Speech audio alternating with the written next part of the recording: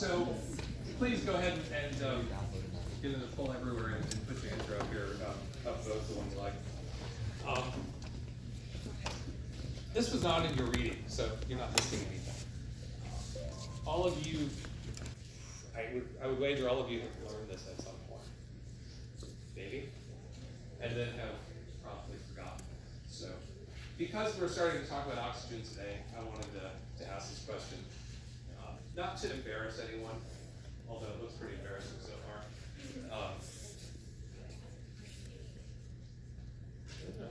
Maybe not.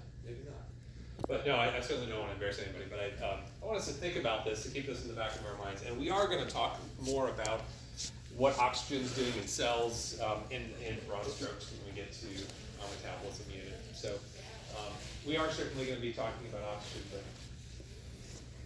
okay, so how many of you like water? Yeah, that's right. What if it wasn't water? What would it be? What was maybe your first? Carbon dioxide? Yeah, how many of you thought that for a moment? Yeah, it's a really common thing. So carbon dioxide is not derived from oxygen directly. No. Where does carbon dioxide come from? Yeah. Glucose. That's right. You have any more specificity than that? Or you just want to leave it with glucose? Yeah, that's good.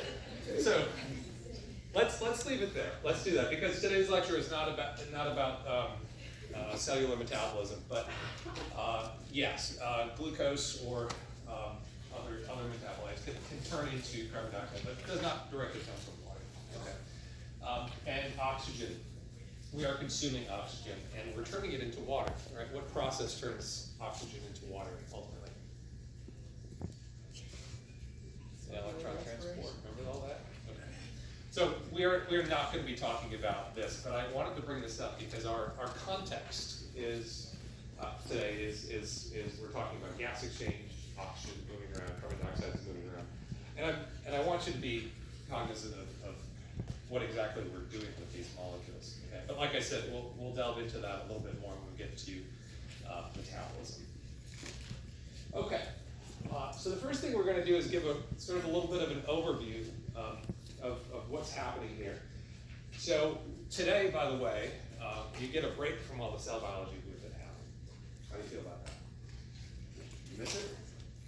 Okay, maybe we'll work some in there. Okay. What we're going to be talking about today is kind of macro. We're going to be talking about how oxygen and carbon dioxide are exchanged. Okay, and sort of the forces behind how that occurs. So, as you look at this little picture from your textbook, you remember seeing this hopefully. You'll notice that we've got a lot of oxygen that we carry around. Okay? We don't use all of that oxygen, right? But we carry a lot around. So my question is, what determines how much we're going to bring into our bodies? What's the main factor that's going to determine how much oxygen is coming into our bodies?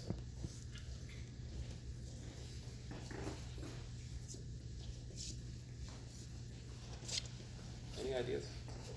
Yeah. Okay, so the pressure difference is going to be really important. Okay, that is going to be important in telling us how much we could move. But yeah. Okay, so metabolic activity of the cells of our body. Okay, so the pressures are going to tell us how much we can move, right? But we're not going to move that unless there's a gradient, right? So what we could move and what we need to move are sort of two different questions.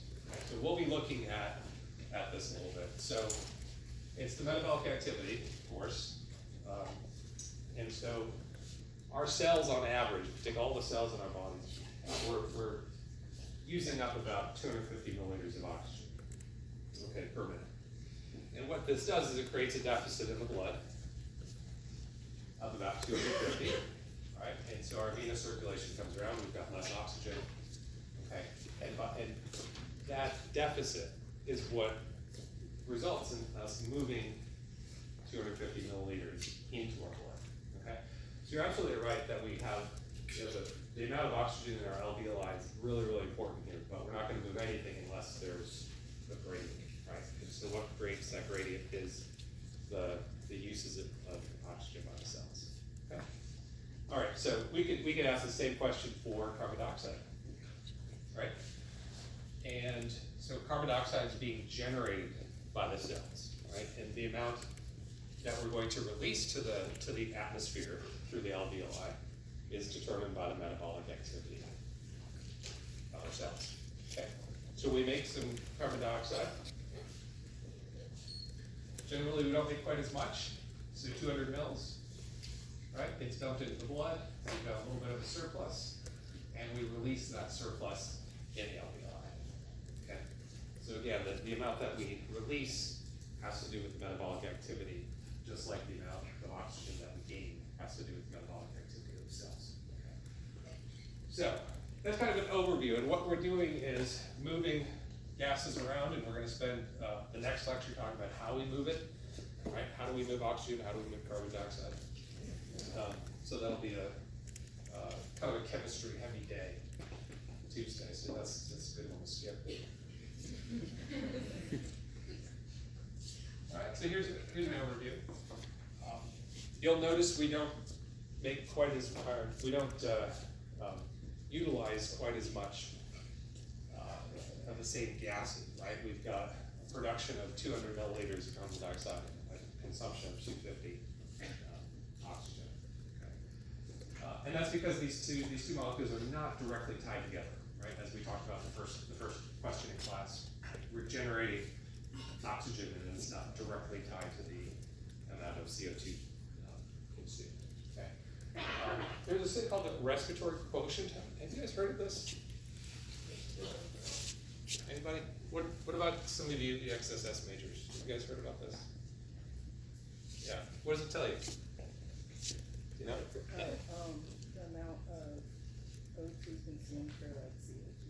Yeah. And what can we infer about what's happening in the body based on this number? Mainly carbohydrates. Yeah. So how much carbohydrates being used relative to other fuel sources? Okay. So carbohydrates are going to be something that we're gonna burn carbohydrates, and the way that we do that without getting too far into the metabolism is going to be different than the way we use fats. Okay. So fats we can use almost completely anaerobically, right?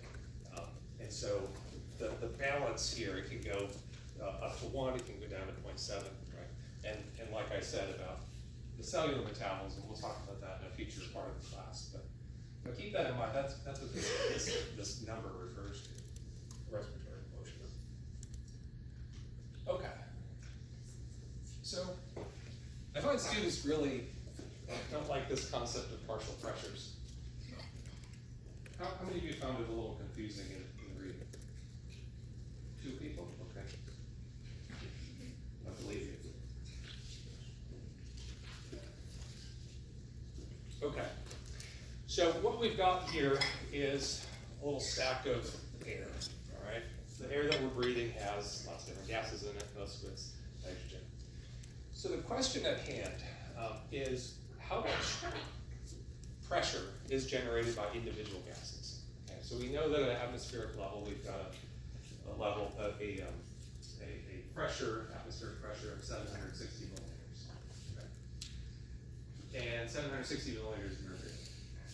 How much of that is due to oxygen? How much is due to nitrogen? How much is due to argon? Right. Well, it turns out, this has been figured out long ago. Thanks, Dalton.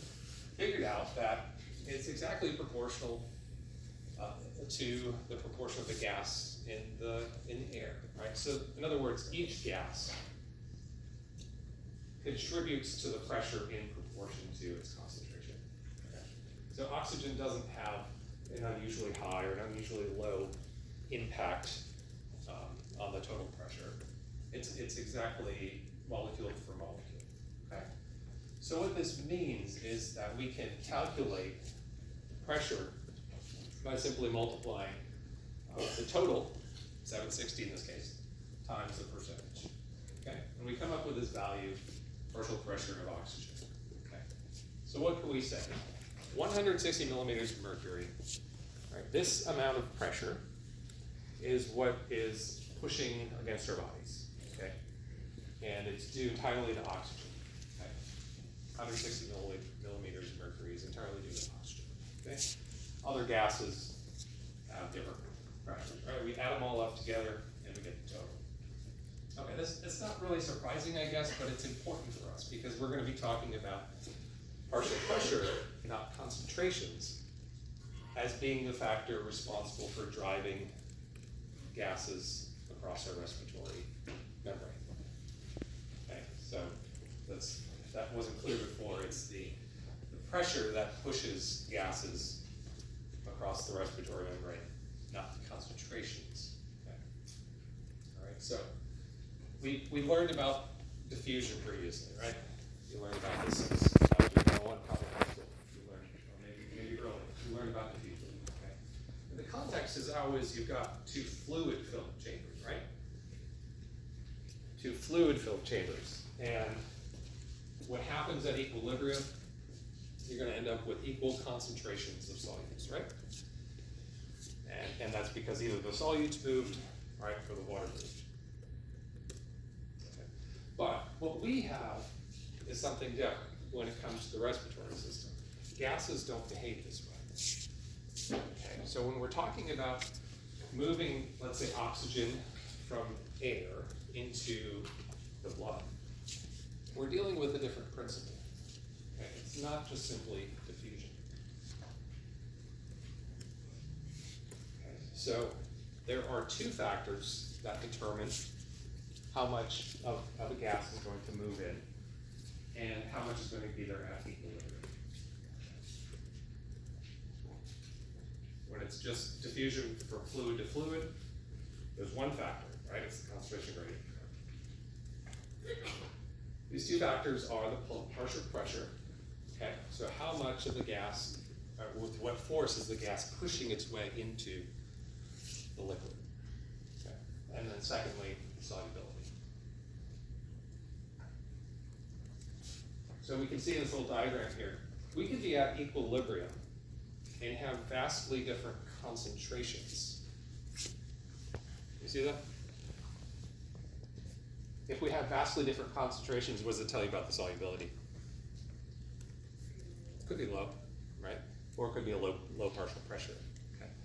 So on that chamber on the left here, we can, if we want to have lots of molecules on the right, we need either a high partial pressure or a high solubility or both, right?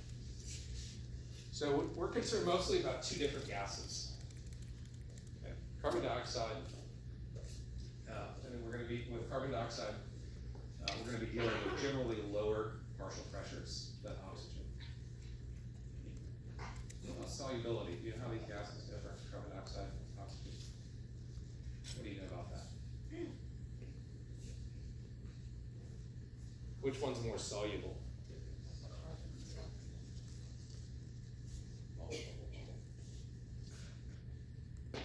Okay, it happens to be carbon dioxide. Okay, and if you take a look back here, let me jump back real quick. Look at the amounts that we're dealing with. Look how many milliliters of carbon dioxide we've got. It's huge, right? Lots more of it. So we will hold on to quite a lot of carbon dioxide, okay? And in the case of oxygen, the amount that's actually dissolved in the plasma here, as we'll talk about next time, is incredibly low. Okay? Only about 3% of that is in the plasma. That's only because we have hemoglobin that we can carry as much as we do. Okay?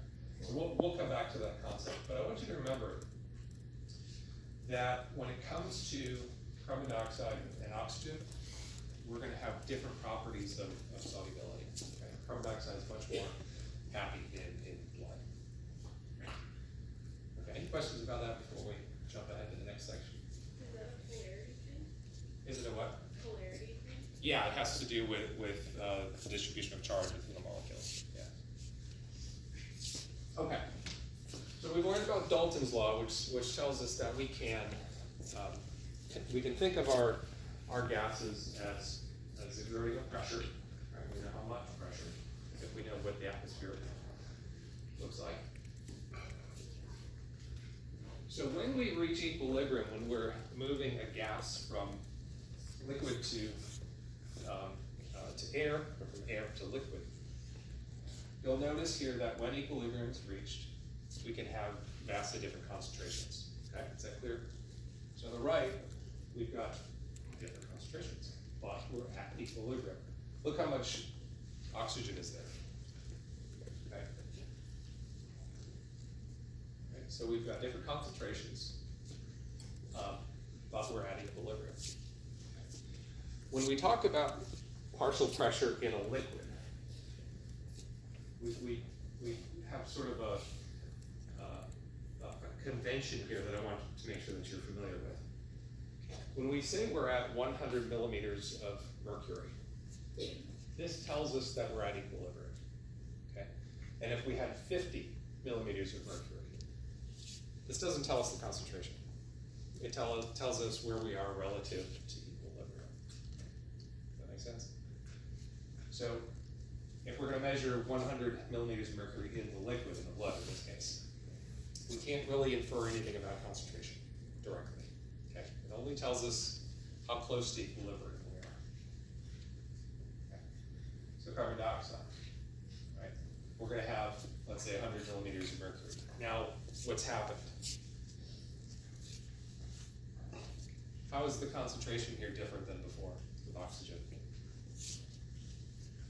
We've got the same partial pressure in our hypothetical experiment here. 100 millimeters of pressure pushing in. How's the pressure, how's the concentration in the liquids different? It's double. Is that true? I said it's double. Yeah, it's more than double, right? So here's oxygen, 0.15 millimoles per liter. Here's carbon dioxide, 3. Okay? Lots more, okay? But they're both at the same partial pressure. So one of the things I want you to get straight in your heads is that you really can't compare gases. Okay, so this is not concentration. It does not allow you to compare one gas to another. The only thing it could tell you is how does that gas compare to what it is, what the value is in the air. Okay? So keep that in mind. Let's see if we can answer a question about this and make sure we're all on the same page. Okay, so we've got a partial pressure of a gas, call it X. Okay? Let's say it's 50 millimeters of mercury in air, and it's at 50 millimeters of mercury in the water. Which of these things can you conclude based on that information? Okay, so go ahead and answer. You can talk with somebody close to you. We'll give you just a minute or two here to answer this one. What we can do is we can talk about this just a little bit further. All right. Yeah, we don't need to talk about this much, do we? So somebody tell me, why can't we conclude that X is greater in air than the water? Or we can flip this around, right? It's greater the water than air. Why can't we conclude that? Yeah.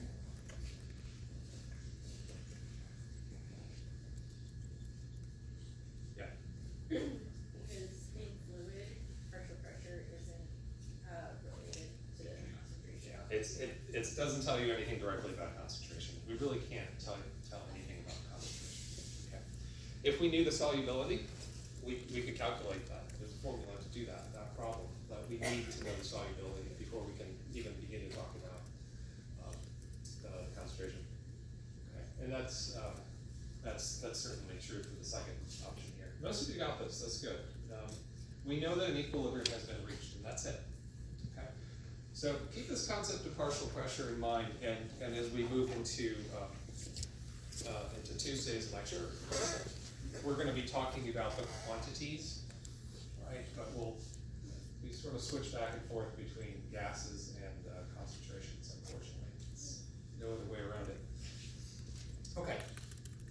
So when we're thinking about this gas exchange process, this is something that happens between the alveoli and the pulmonary capillaries. And we talked about that before. showing you. Take the one on the left, we've got oxygen. Starts out at 40 as it enters the capillaries of the lungs, and it goes up to 100. Okay? And how quickly does this happen? Pretty quickly, yeah, fast, okay. There's not time here exactly on the x-axis, but it's showing you the length of the capillary, okay.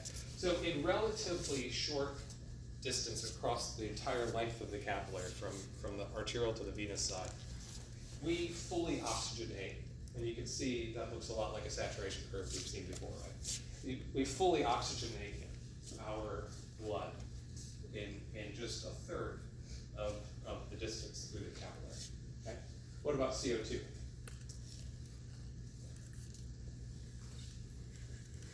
We're losing CO2, right? And we're losing it in about the same distance. So what I want you to get from this is that the process is incredibly efficient. Okay? So it's an incredibly efficient process of moving our gases across the respiratory membrane. Okay? And the respiratory membrane, I've used this term before, and just to make sure we're all on the same page. The respiratory membrane is the collection of all available surface area for gas exchange. So what are the cells involved here of the respiratory membrane? What cells do we have to cross to get from air to blood or blood to air?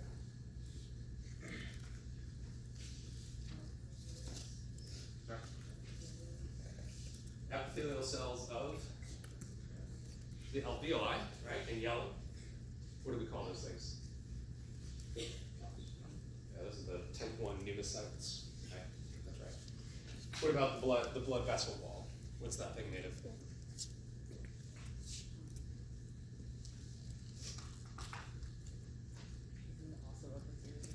There are also epithelial cells, a special type of epithelial cells called endothelial cells. Okay? So we've talked previously how this is a really, really narrow distance. Okay? And the reason we care about this little membrane here is where gas exchange is taking place. Okay? I want to throw this up here, not to frighten you, but to remind you. Anybody remember what that thing's all about? This is the calculation we use for diffusion rate. Okay, so we're thinking about molecules crossing, let's say, cell membranes or other types of membranes. This is what we're talking about. Okay, so and it turns out that as we move gases, we have some similar considerations. Okay, instead of diffusion rate, we're talking about gas transfer rate. Okay, but we care about the permeability, right? And in this context, permeability ultimately comes down to the thickness of the membrane. Okay? So is it more permeable when it's thick or thin? Thin. Thin, right. The thinner it is, the smaller the distance, the more efficient, more quickly do we have transfer rate. Okay? Another issue is surface area of a respiratory membrane. Okay? So where do we get surface area from? Do we have any adaptations in the body to enhance surface area? Lungs, just sort of smooth wall balloons, what are they? It's cilia, right? Not cilia here, we've got cilia in the upper respiratory. The alveoli themselves, yeah. The alveoli are tiny little pockets, and there's lots and lots of divisions, lots of walls between them, right? And we get all this enhancement of surface area. Okay, and I should mention, so in our equation here, we have our permeability, right? Membrane thickness, we have the surface area. Okay, and the only thing that's different here is we have a partial pressure difference. Okay, instead of concentration difference. Partial pressure is what's driving things, not concentrations. Okay, but it's essentially the same concept that we've seen previously. I got through a lot of batteries.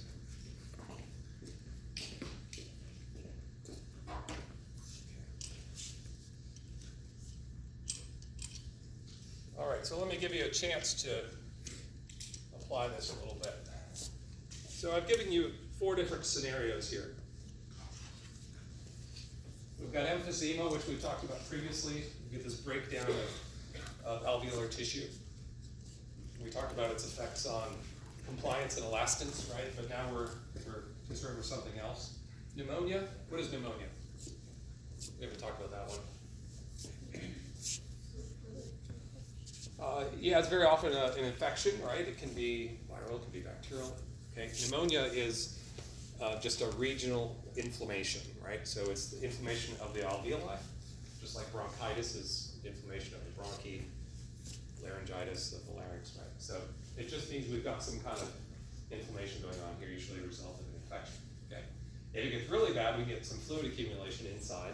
We've talked about that occurring in congestive heart failure, right? Where we get fluid coming into our lungs, right? And then lastly, obstruction. Okay.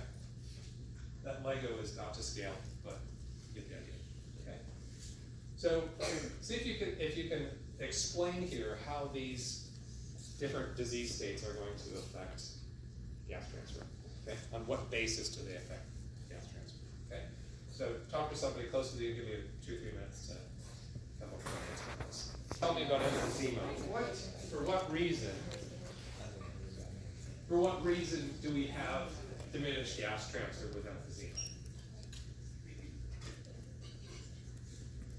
Yeah. That's right. She says we've got less surface area. Okay? With those walls breaking down between adjacent alveoli, we've got less surface area for gas exchange. Okay? Perfect. Pneumonia.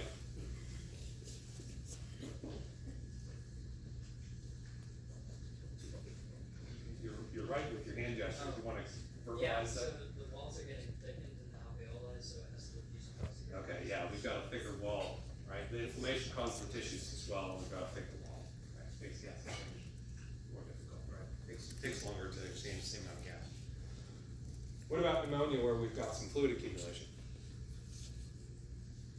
Right, so this is still part of the same problem, but what other problem do we now have as well, besides the distance? Anybody come up with it? Yeah. Well, it is dead space. Yeah, we call this, we talked about anatomical dead space before. This would be classified as physiological dead space, meaning we still have the structure, we just can't use it. Right? But which of those variables would be affected by having fluid? Yeah, we'd have less surface area available, right? So we've got a double whammy with this one, right? There's less surface area and we've got greater distance across the alveolar wall. Great. Last one, obstruction. Yeah, this is going to affect our PO2, the partial pressure of oxygen in the alveolus, right? And carbon dioxide as well.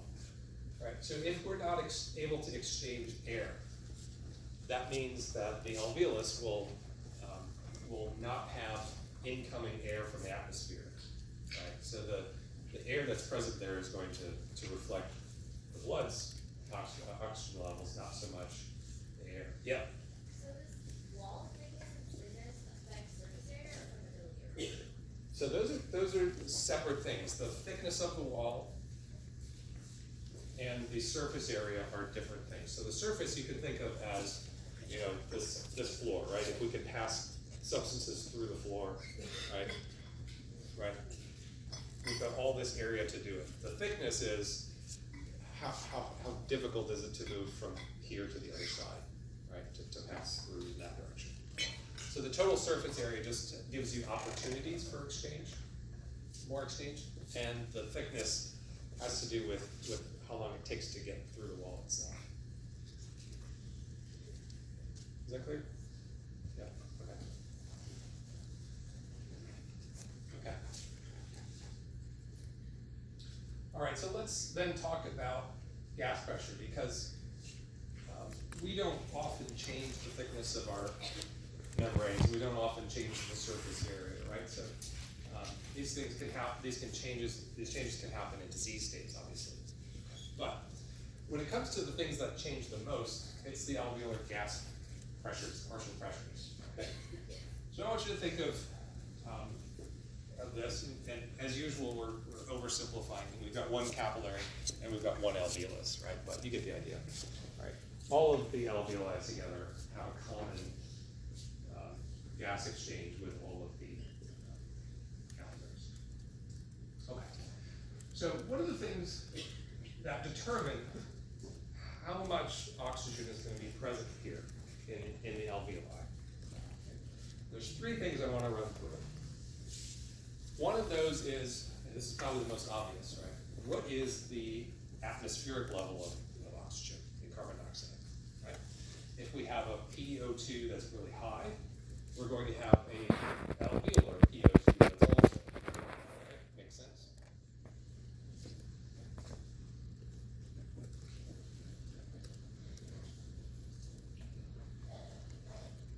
Another factor is what's in the blood.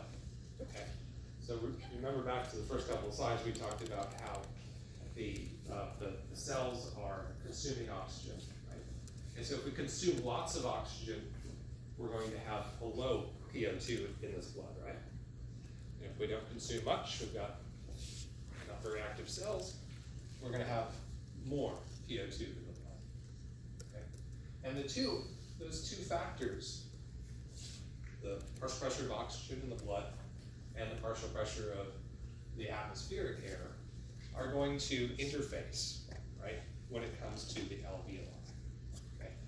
So you can see the values I've written up there. We've got 160, representing a typical partial pressure of oxygen in our atmosphere, right? And the blood has a partial pressure of oxygen about 40. And so you might guess that we're going to be somewhere in between, right? Okay. And if we manipulated that 40, if it were higher or lower, that would impact the exchange in the alveoli themselves, right? So we're going to be somewhere in between there. Okay. And how do we determine what that is in between? Well, that's our third factor. And this is the alveolar ventilation rate. Okay.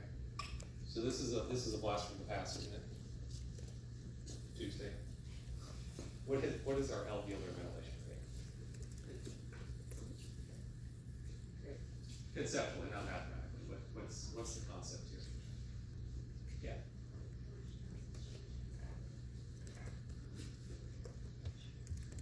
Let me modify that. How much air exchange is happening in the alveoli? Okay. Gas exchange is how much is moving across here. So alveolar ventilation rate is how much gas, I did it, how much air is coming into and out of our alveoli. Okay. Remember how we calculated that? What do we need to know how much air is reaching your alveoli? The tidal volume. Tidal volume, which is how much you're breathing in and breathing out, right? What else? Minus the anatomical dead space. Pretty good. Minus the anatomical dead space, right? So we've got some air that's not involved in reaching the alveoli, right? So trachea, bronchi, all these things. So we're left with something like 350 milliliters, remember that? That actually reaches your alveoli. Okay, but this is a rate, right? So what else do we need to know? And respiratory. Yeah, respiratory rate or breaths per minute. Okay, so we can simplify this to say it's how much do we take in, right? And how frequently do we take in air? Okay, that's going to determine our alveolar ventilation rate. Okay, and so when we breathe in, I want to show you a little picture here, just to refresh your memory. When we breathe in, that 350 milliliters at rest that reaches our alveoli is going to mix, right? It's going to mix with what's already there. Okay, this is the FRC, the functional residual capacity we talked about last time. Okay, jargon aside, what is this thing? This is the amount of volume that we have in our lungs. It's the amount of volume we have in our lungs after a relaxed expiration, right? So when we're between breaths, that's annoying. Can you hear me without? Back row? Okay, I've said this before, but you could move up just one row and it'll make all the difference. Let me try another battery. Okay. So when we mix the air, that ratio isn't always going to be the same, is it? What if we took a really deep breath? How would that change the makeup of the air inside of our lungs? More new air. Yeah, we have more of the atmospheric air and less of the, let's call it stale air that's in our lungs. Okay? All right? Or if we're taking shallow breaths, that air in our alveoli is going to look a lot more like the values of gases in our blood, right? That's sort of been exchanging for some time. Okay, so the alveolar ventilation rate changes the mix of the air. Does that make sense? Okay, think on it for 10 seconds while I change the battery.